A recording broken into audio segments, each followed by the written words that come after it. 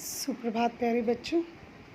आज मैं आपके पढ़ने के लिए केवल पढ़ने के लिए एक बहुत प्यारी सी कविता लेके प्रस्तुत हुई हूँ, जिसका नाम है चांद का कुर्ता। इस कविता में जो बच्चा है वो अपनी माँ से कह रहा है कि मुझे एक कुर्ता सिलवा दो।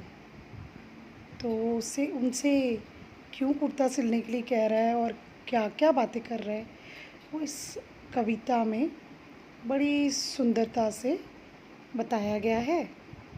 आप ध्यान से सुनिएगा और समझने की कोशिश कीजिएगा। हट कर बैठा चांद एक दिन माता से ये बोला, सिलवा दो माँ मुझे ऊन का मोटा एक झिंगोला।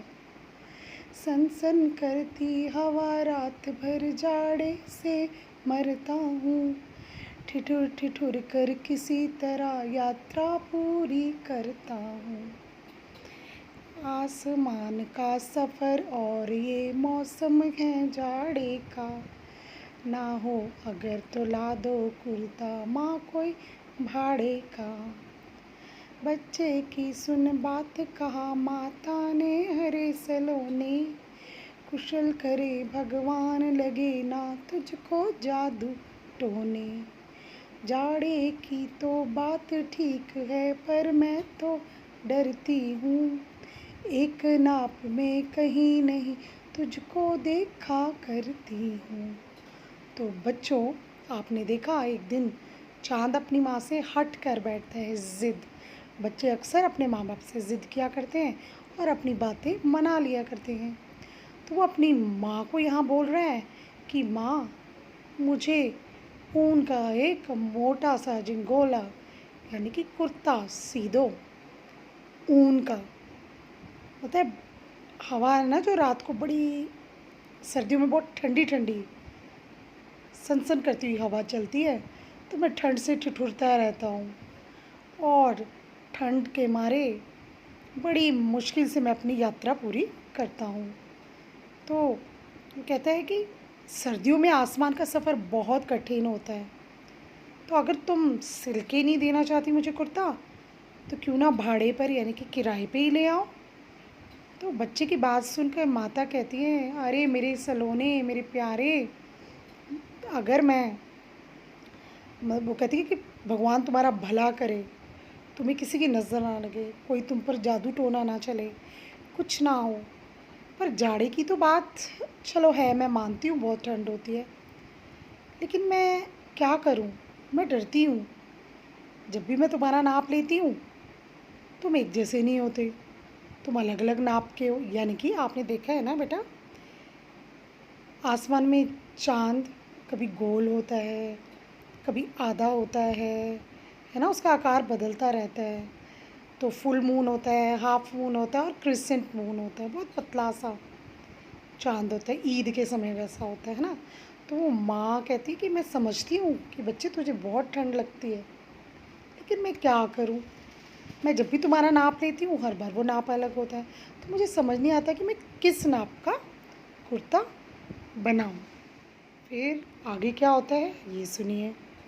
कभी 1 अंगुल भर चौड़ा, कभी 1 फुट मोटा, बड़ा किसी दिन हो जाता और किसी दिन छोटा, घटता बढ़ता रोज़ किसी दिन ऐसा भी करता है, नहीं किसी की आँखों को तू दिखलाई पड़ता है।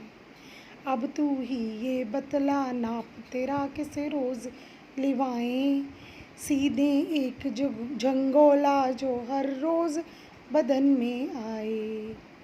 तो माँ कहती है, कभी तुम 1 उंगली भर चौड़े हो जाते हो, कभी 1 फुट मोटे हो जाते हो, है ना।